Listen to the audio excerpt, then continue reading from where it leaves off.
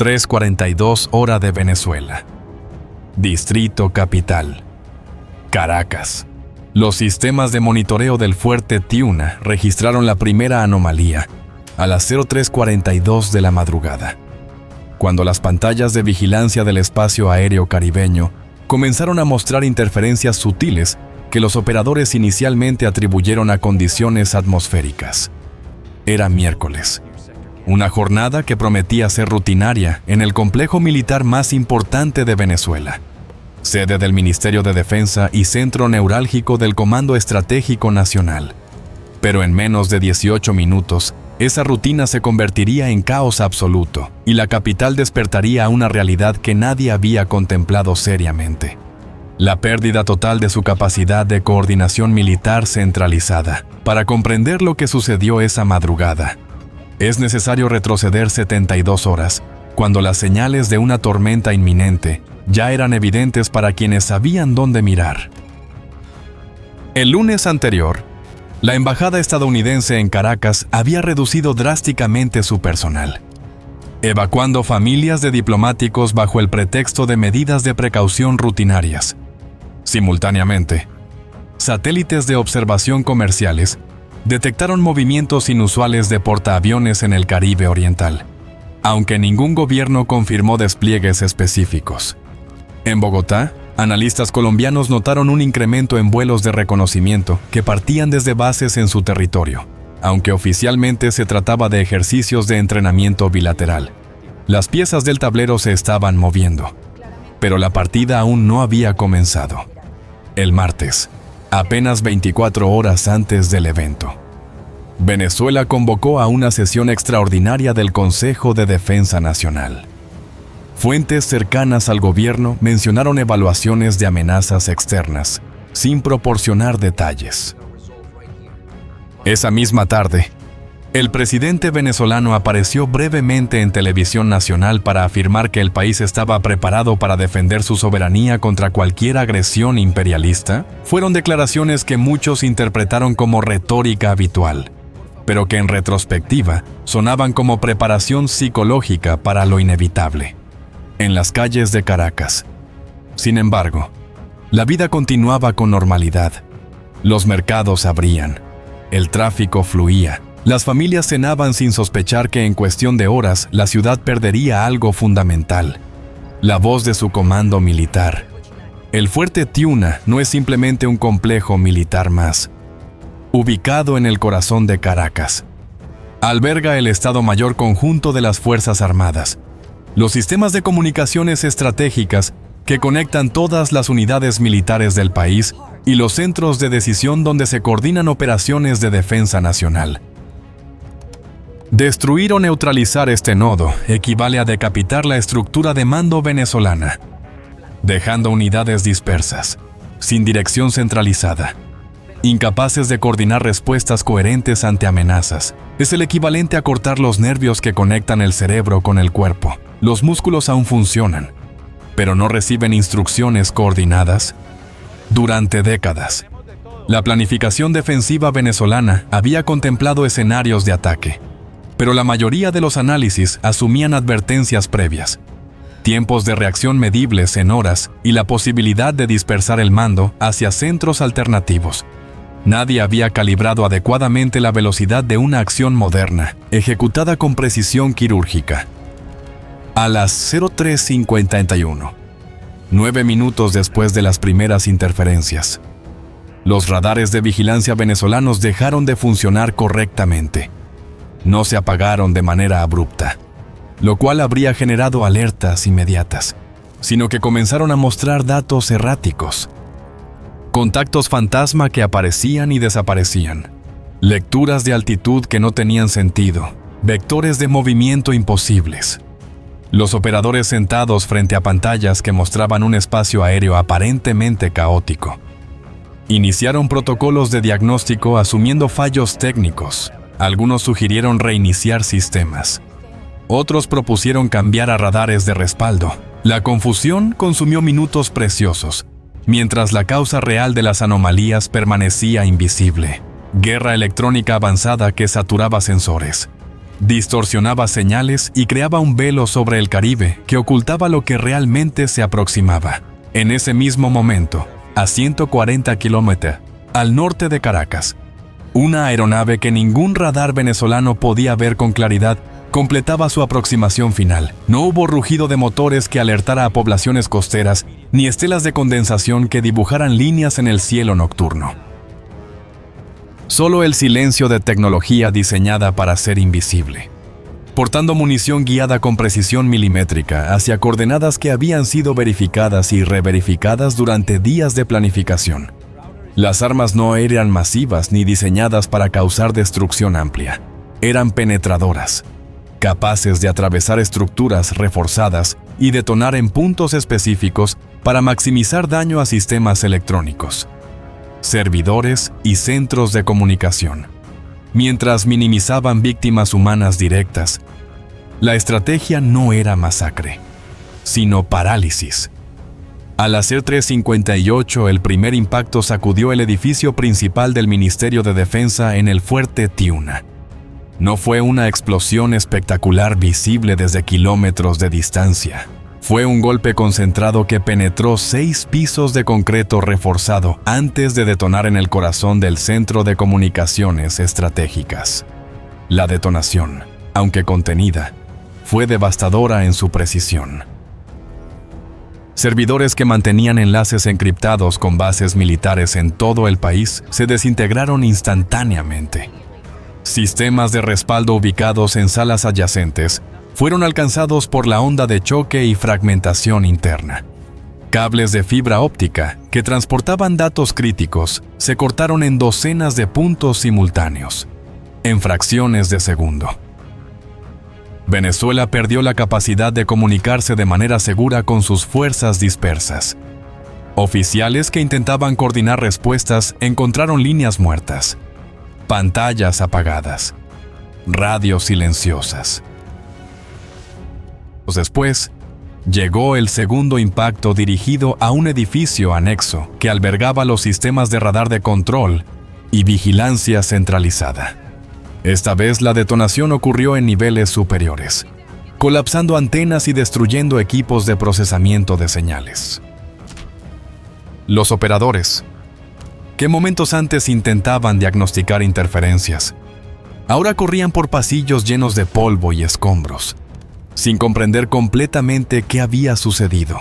Algunos asumieron un accidente interno, quizás una explosión de transformadores eléctricos. Otros más experimentados reconocieron inmediatamente la firma de un ataque aéreo, pero carecían de medios para comunicar esa realidad al mundo exterior. Los teléfonos celulares no funcionaban dentro del complejo militar protegido contra interceptaciones. Las radios internas estaban muertas. El aislamiento era total. El tercer y último impacto llegó 23 segundos más tarde, alcanzando las instalaciones de generación eléctrica que alimentaban todo el complejo. Generadores diésel de emergencia quedaron inutilizados. Transformadores explotaron en llamas. La oscuridad envolvió el fuerte Tiuna, mientras sistemas de iluminación de emergencia intentaban activarse. Pero muchos habían sido dañados por la concatenación de explosiones en menos de un minuto. El corazón del comando militar venezolano había pasado de plena operatividad a aislamiento casi total. No podían comunicarse con el exterior. No podían procesar información de radares. No podían coordinar defensas. Estaban ciegos, mudos y paralizados. Mientras tanto, en el resto de Caracas, la mayoría de la población aún dormía. Los impactos habían sido audibles en barrios cercanos al fuerte Tiuna, pero en una ciudad acostumbrada a ruidos urbanos nocturnos. Pocos prestaron atención inmediata. Algunos vecinos se asomaron a ventanas, vieron resplandores distantes, escucharon sirenas de emergencia y volvieron a dormirse asumiendo un incidente menor. Las redes sociales, que en circunstancias normales habrían explotado con videos y especulaciones, permanecieron relativamente silenciosas, porque la mayoría de los testigos directos estaban dentro del perímetro militar incomunicados. La ciudad continuó respirando en su sueño. ajena a que su estructura de defensa acababa de sufrir un golpe del cual tardaría meses, quizás años, en recuperarse completamente. A las 04:03, 5 minutos después del primer impacto, el general Carlos Mendoza, comandante estratégico operacional de las Fuerzas Armadas, se encontraba en un búnker subterráneo diseñado para resistir ataques nucleares, pero que ahora estaba aislado del mundo. Mendoza había servido durante 32 años. Había participado en ejercicios de respuesta a crisis. Había estudiado escenarios de conflicto en academias militares internacionales. Pero ningún entrenamiento lo había preparado para la sensación de impotencia absoluta que experimentaba en ese momento. Tenía a su disposición un búnker reforzado, provisiones para semanas y personal capacitado. Lo que no tenía eran comunicaciones funcionales. Cada intento de establecer contacto con unidades externas fracasaba. Radios militares emitían estática. Sistemas satelitales no respondían. Líneas terrestres estaban cortadas. Era como gritar en una habitación insonorizada, esperando que alguien en algún lugar pudiera escuchar. Mendoza tomó la decisión de enviar mensajeros físicos, oficiales, que saldrían del complejo en vehículos para intentar establecer comunicación desde ubicaciones externas. Fue una medida desesperada que reflejaba la gravedad de la situación. En la era de comunicaciones instantáneas globales, el Comando Militar venezolano estaba recurriendo a métodos del siglo XIX, mensajeros a pie y en vehículo. Los primeros oficiales salieron del fuerte Tiuna a las 04:11, casi media hora después del ataque inicial. Descubrieron que sus teléfonos celulares recuperaban señal apenas salían del perímetro militar. Comenzaron a realizar llamadas frenéticas a otros comandos regionales, pero la información que transmitían era fragmentaria, confusa, a menudo contradictoria. Habían sido 3 impactos o 5. ¿Era un ataque en curso o había terminado? Había víctimas civiles. Nadie tenía respuestas claras. En las bases militares distribuidas por todo el país, comandantes regionales comenzaron a recibir estas llamadas telefónicas irregulares desde números celulares personales, no desde líneas oficiales encriptadas. La desconfianza inicial era comprensible, y si era desinformación enemiga, una prueba de no seguridad interna, un golpe de Estado encubierto. Algunos comandantes decidieron esperar confirmación a través de canales oficiales que nunca llegó. Otros asumieron autonomía operativa y comenzaron a tomar decisiones independientes, sin coordinación centralizada. Unidades de defensa aérea se pusieron en alerta máxima sin saber exactamente contra qué defenderse. Cazas fueron preparados para despegar sin objetivos claros. La estructura militar venezolana diseñada para operar bajo comando centralizado comenzaba a fragmentarse en células independientes que actuaban según criterios locales. A las 04:27, 45 minutos después del primer impacto, el presidente venezolano fue finalmente informado de la situación. Había estado durmiendo en la residencia presidencial cuando asistentes lo despertaron con noticias confusas sobre incidentes en el fuerte Tiuna. La información inicial que recibió era tan fragmentaria que inicialmente consideró la posibilidad de un accidente, quizás una explosión de municiones almacenadas, pero a medida que llegaban más reportes, la realidad se volvió innegable. El país había sido atacado. Su comando militar había sido neutralizado y nadie sabía con certeza si el ataque había terminado o si era solo la fase inicial de algo mayor. La decisión que el presidente enfrentaba era extraordinariamente compleja. Declarar oficialmente que el país había sido atacado podría generar pánico masivo en una población que apenas comenzaba a despertar. Pero no declararlo significaba permitir que la narrativa fuera controlada por otros actores. Más grave aún, sin comunicaciones militares funcionales, el presidente no podía coordinar una respuesta coherente. Incluso si decidía ordenar una, estaba en la peculiar posición de ser comandante en jefe de unas fuerzas armadas que temporalmente no podía comandar efectivamente. Optó por una solución intermedia: convocar al Gabinete de Seguridad Nacional para reunión de emergencia mientras preparaba un mensaje público cuidadosamente redactado que no revelara la magnitud de la paralización militar. Mientras tanto, en los barrios que rodean el fuerte Tía, la población comenzaba a despertar a una realidad extraña. Las sirenas de emergencia habían sonado durante casi una hora. Vehículos militares circulaban erráticamente por calles cercanas, pero no había información oficial. Los noticieros matutinos, que generalmente comenzaban transmisiones a las 05, llegaron al aire sin saber qué reportar. Algunos mencionaron explosiones reportadas cerca de instalaciones militares. Otros citaban rumores en redes sociales. La falta de claridad generaba especulación descontrolada. Era un golpe de estado interno, un ataque terrorista, una explosión accidental.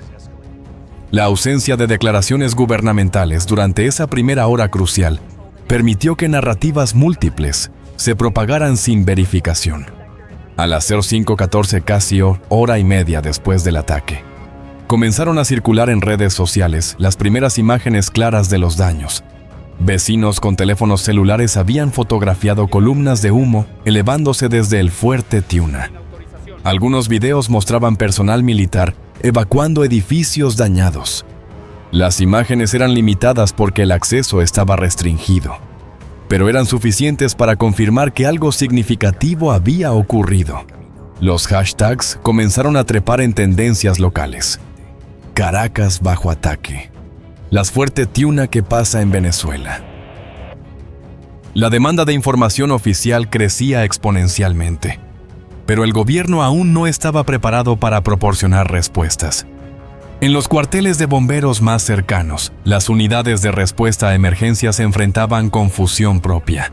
Habían recibido llamadas de auxilio desde el fuerte Tía, pero cuando intentaron ingresar al complejo, fueron detenidos en los puntos de control por guardias que no tenían autorización para permitir acceso civil a instalaciones militares. Incluso durante emergencias, los protocolos de seguridad diseñados para proteger secretos militares ahora impedían la respuesta efectiva a crisis. Bomberos y paramédicos esperaban afuera mientras dentro del complejo personal militar improvisaba atención a heridos con recursos limitados. Eventualmente, oficiales superiores autorizaron ingreso selectivo, pero el retraso había costado minutos críticos. Las consecuencias urbanas del ataque comenzaron a manifestarse de formas que los planificadores militares probablemente no anticiparon completamente.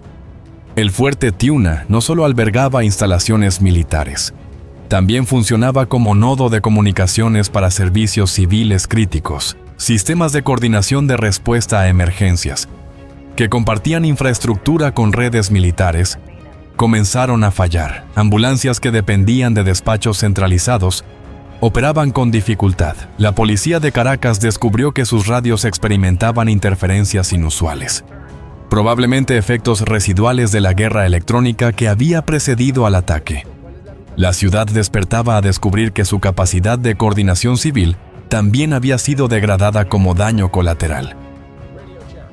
En hospitales cercanos, el personal médico se preparaba para posibles oleadas de heridos que nunca llegaron en números masivos. Los impactos habían sido quirúrgicos, diseñados para destruir equipos más que personas. Las víctimas directas fueron relativamente pocas, principalmente personal militar que estaba en las zonas de impacto.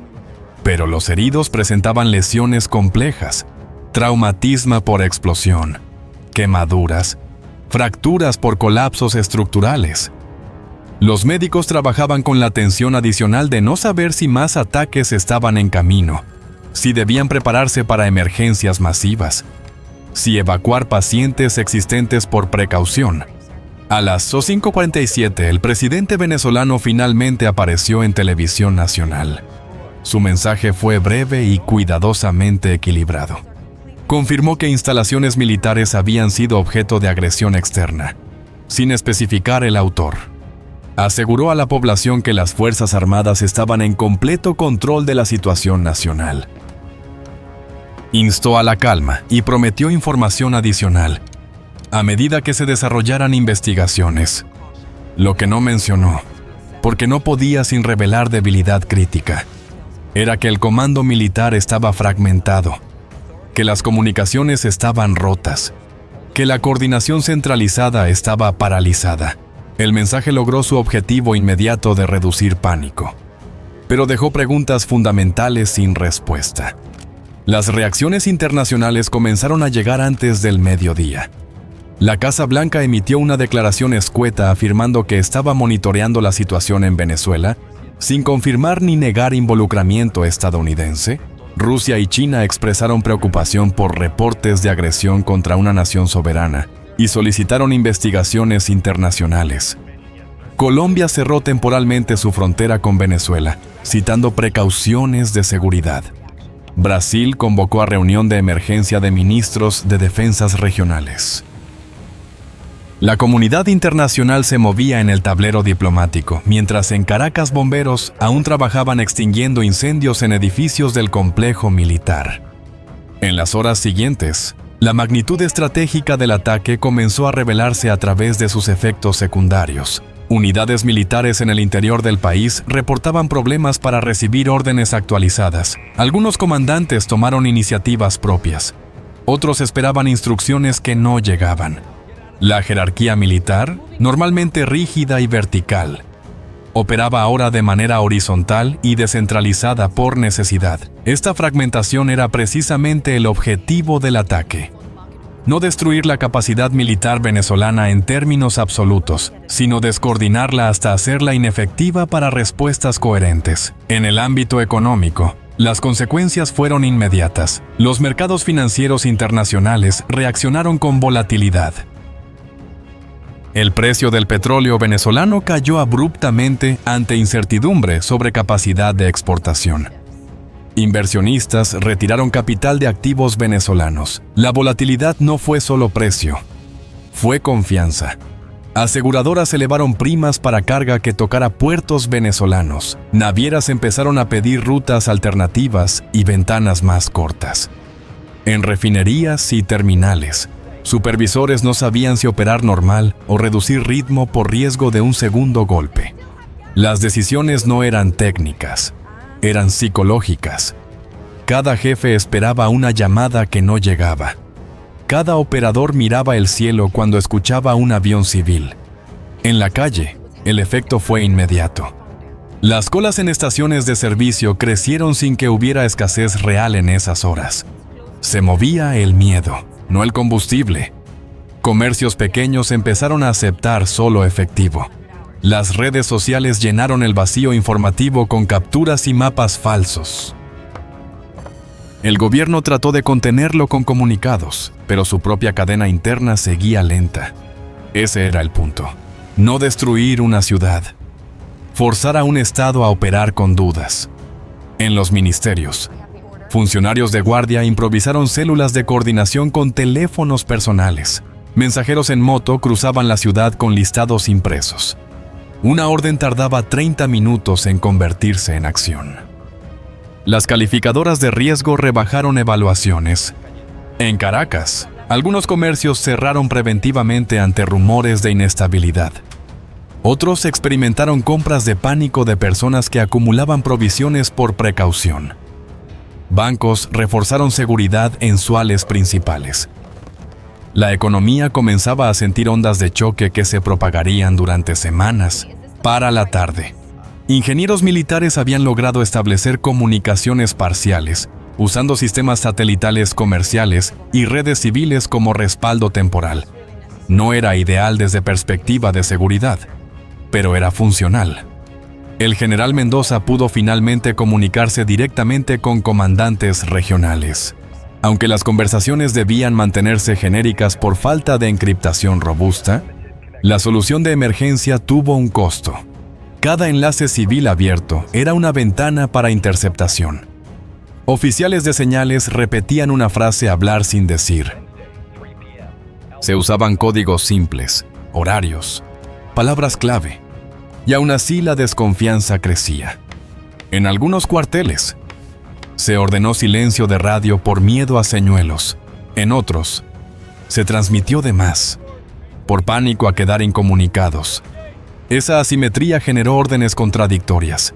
Para compensar, se reactivaron métodos antiguos. Vehículos con escolta llevaron mensajes físicos entre nodos. Se montaron puestos de control con pizarras, listas y confirmación manual. Todo era más lento. Todo era más vulnerable. Y, sobre todo era visible para una población que miraba a sus fuerzas armadas buscando certeza. En paralelo, el aparato político exigía un gesto, no un análisis. Un gesto. Porque la calle no entiende degradación de C2, entiende golpe y respuesta. La tensión entre tiempo técnico y tiempo político empezó a mandar. Esa presión se filtró en reuniones de madrugada. Algunos pedían elevar alertas y desplegar baterías a la vista.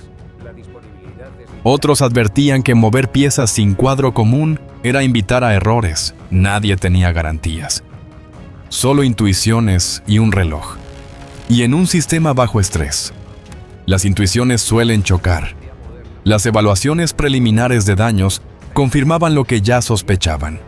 La reconstrucción de capacidades plenas tomaría meses.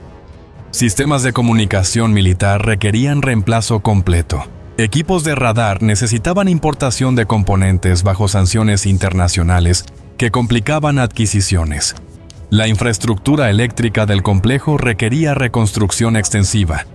En las universidades de Caracas, profesores de relaciones internacionales y estudios estratégicos comenzaban a analizar el evento con sus estudiantes. Algunos lo enmarcaban como ejemplo de guerra asimétrica moderna, donde potencias tecnológicamente superiores neutralizan adversarios sin invasiones terrestres. Otros discutían implicaciones legales bajo derecho internacional, cuestionando si ataques preventivos contra instalaciones militares constituían actos de guerra o acciones defensivas legítimas.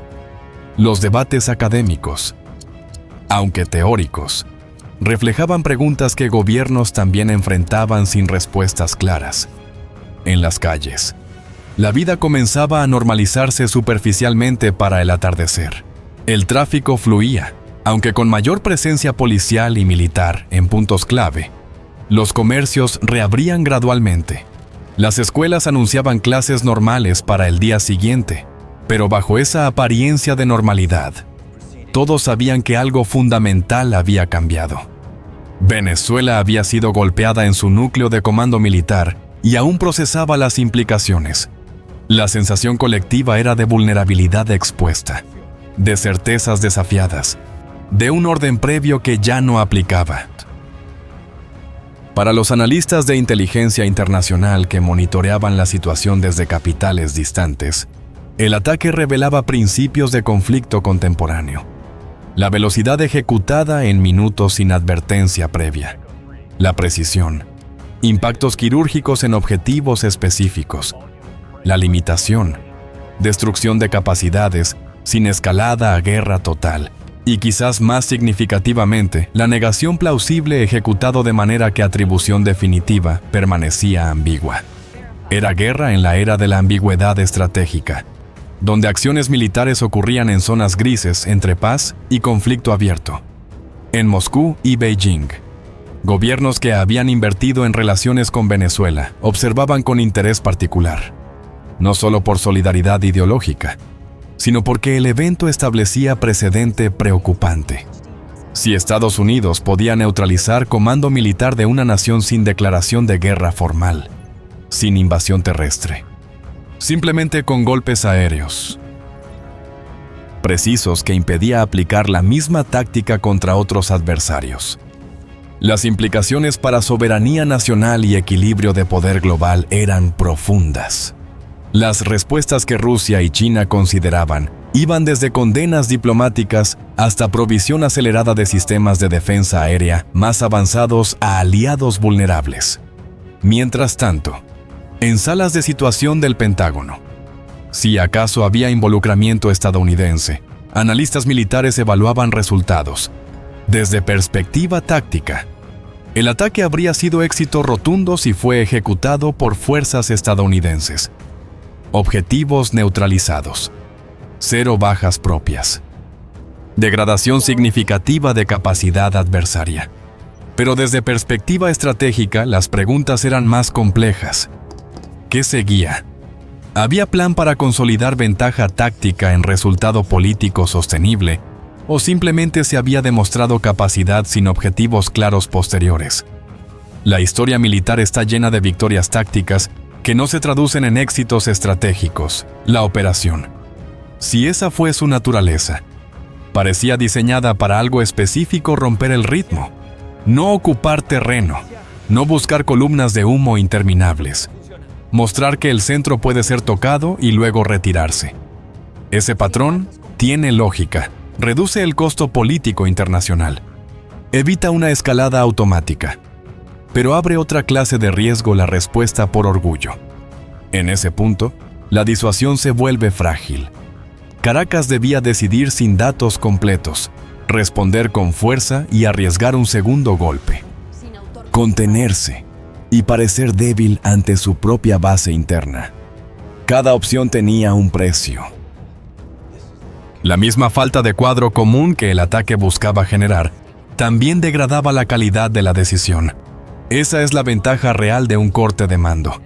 No es solo cegar sensores, es deformar el proceso político. Además, la atribución ambigua funcionaba como arma.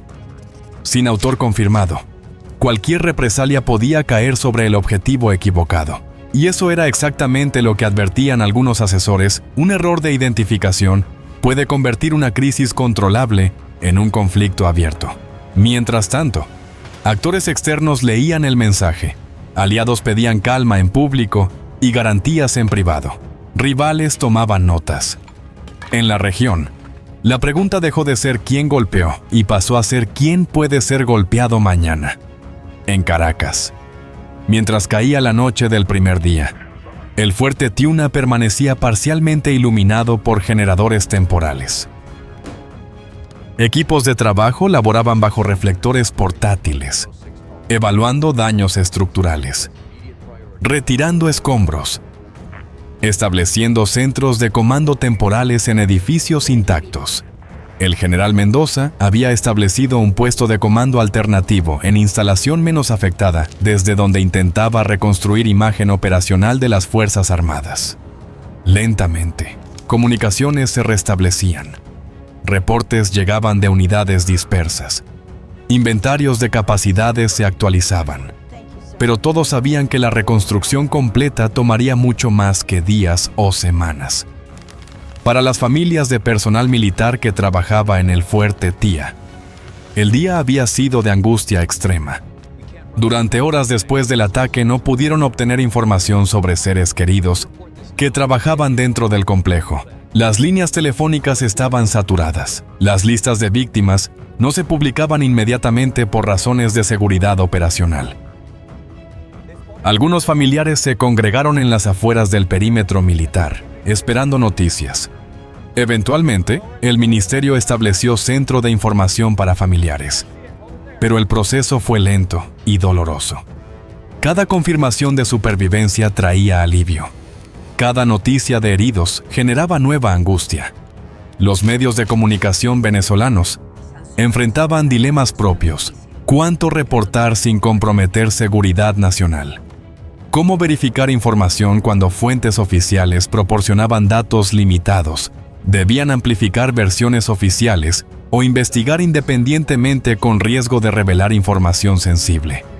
Algunos optaron por cobertura cautelosa, repitiendo comunicados gubernamentales. Otros asignaron equipos investigativos para buscar fuentes alternativas.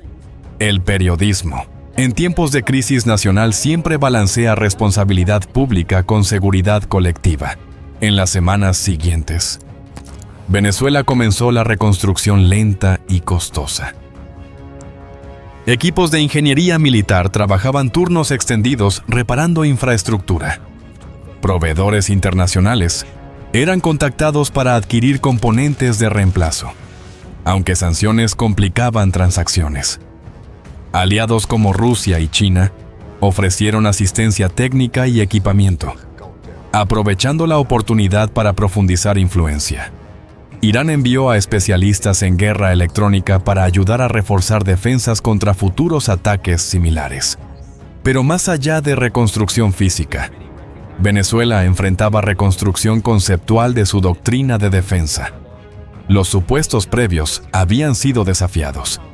Las inversiones en sistemas convencionales parecían inadecuadas contra adversarios con capacidades de precisión asimétrica. Los debates internos sobre modernización militar tomaban urgencia renovada. Algunos abogaban por inversiones masivas en defensa aérea avanzada. Otros argumentaban por dispersión y redundancia, multiplicando centros de comando para evitar puntos únicos de falla. Otros más proponían capacidades asimétricas propias, desarrollando medios no convencionales de disuasión. En el ámbito regional, el evento reconfiguraba cálculos estratégicos. Países vecinos observaban con mezcla de preocupación y cálculo propio. Colombia reafirmaba alianza con Estados Unidos, viendo confirmación de respaldo frente a amenazas. Brasil adoptaba postura más cautelosa, buscando mantener relaciones con múltiples actores sin alienar a ninguno. Argentina y Chile evaluaban sus propias vulnerabilidades ante escenarios similares. La integración regional, que algunos habían promovido, enfrentaba nueva fractura entre alineamientos pro- y antiestadounidenses. Los organismos internacionales respondían con declaraciones que satisfacían a nadie completamente. La ONU llamaba a diálogo y resolución pacífica. Sin condenar específicamente a ninguna parte, la OEA dividía entre miembros que apoyaban investigaciones independientes y aquellos que consideraban el tema asunto bilateral. Las organizaciones de derechos humanos expresaban preocupación por posibles víctimas y civiles, aunque los números reportados eran bajos. La arquitectura multilateral global diseñada para eras anteriores mostraba limitaciones enfrentando conflictos híbridos contemporáneos. En Caracas, se abrió una comisión interna con dos objetivos contradictorios: identificar fallas reales y, al mismo tiempo, construir una narrativa de control.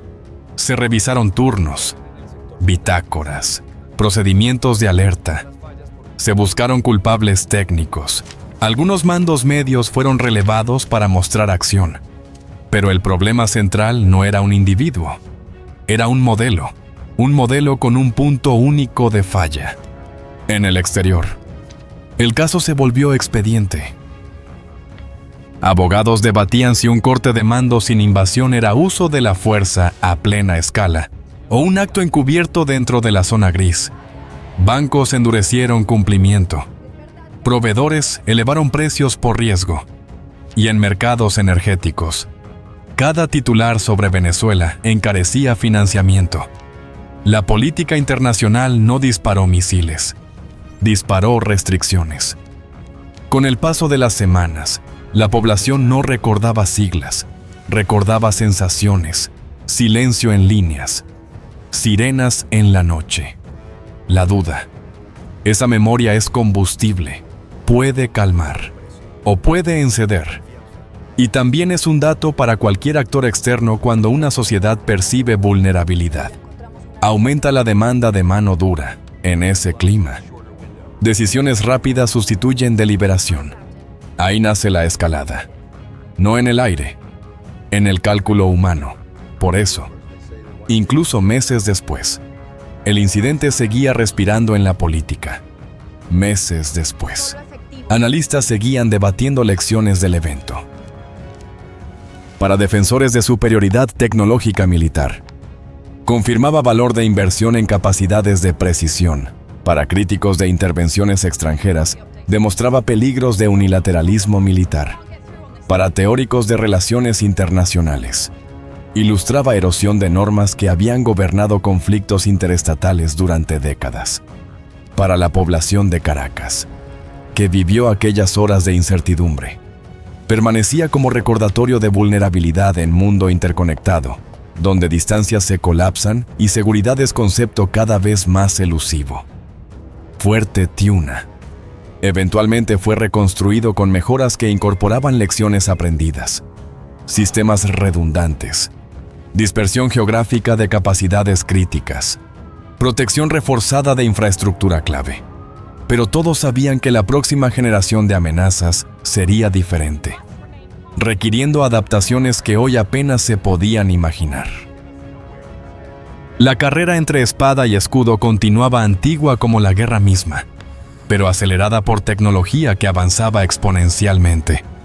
Para las personas que trabajaban en el complejo, la mañana del ataque, el recuerdo permanece vívidamente.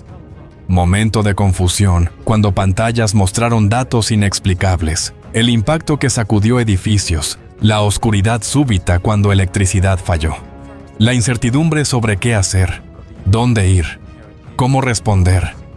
Son memorias que marcan carreras que informan decisiones futuras, que se convierten en historias transmitidas a generaciones más jóvenes de oficiales como advertencias de lo que puede ocurrir cuando preparación encuentra realidad inesperada. Aquella madrugada de marzo, cuando Caracas aún dormía y pocos anticipaban lo que vendría, Venezuela cruzó un umbral invisible hacia nueva era. No la era de guerra total que generaciones previas temían, sino algo más ambiguo y quizás más inquietante. Conflicto perpetuo de baja intensidad, donde golpes precisos sustituyen invasiones masivas, donde negación plausible reemplaza declaraciones formales de guerra, donde poblaciones viven en incertidumbre constante sobre si la paz es realmente paz o simplemente pausa entre episodios de violencia controlada. Las preguntas que surgieron aquella madrugada permanecen abiertas. ¿Qué normas internacionales aplican cuando acciones militares ocurren sin declaraciones formales? ¿Cómo se disuade a adversarios que operan en zonas grises entre paz y guerra? ¿Qué significa soberanía nacional cuando tecnología permite golpear núcleos de comando sin cruzar fronteras terrestres? ¿Cómo se protegen poblaciones civiles en conflictos donde líneas entre objetivos militares y civiles se difuminan por proximidad e interdependencia? Son preguntas que Venezuela enfrenta, pero que también resuenan en capitales distantes, donde planificadores militares y líderes políticos contemplan futuros inciertos. Porque el día que Caracas perdió contacto con su comando militar, no fue evento aislado, sino síntoma de transformación más amplia en naturaleza de conflicto contemporáneo. Una transformación que desafía certezas previas y demanda respuestas que aún estamos aprendiendo a formular. Y mientras el sol salía sobre Caracas aquella mañana, iluminando ciudad que despertaba a realidad alterada, una certeza permanecía. El mundo había cambiado de nuevo de formas que tardaríamos en comprender completamente. Si este análisis te resultó útil, suscríbete a Alerta Global y activa las notificaciones para no perderte próximos contenidos sobre operaciones estratégicas, guerra electrónica y gestión de escalada. Deja en los comentarios desde qué país nos sigues. ¿Qué te gustaría ver en el próximo video? ¿Un golpe al C2, una defensa aérea reactiva? ¿O la presión política cuando la atribución del ataque sigue siendo ambigua? Es importante aclarar que este contenido presenta un escenario completamente ficticio y simulado, elaborado con fines educativos y analíticos a partir de capacidades y conceptos públicamente documentados.